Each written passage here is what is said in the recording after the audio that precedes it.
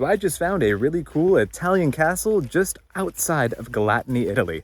To get to this castle, you're going to come across this sign just outside of the city to the west.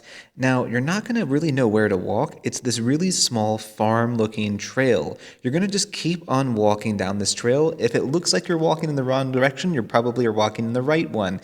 Don't wear sandals like me. This can be a little muddy.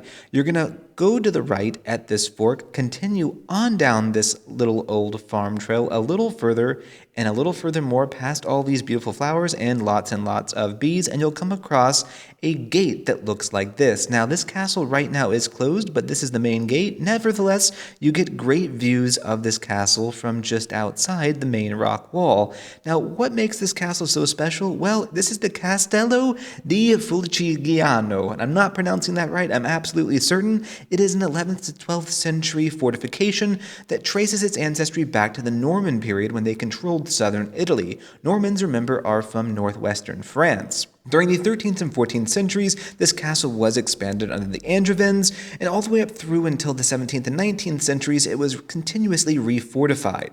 After really the 19th century, it really stopped really being a strategic importance and eventually was abandoned. During the 20th and 21st centuries, it was restored, and today a new restoration is underway to actually keep and maintain this beautiful looking castle that you can tour right now for free.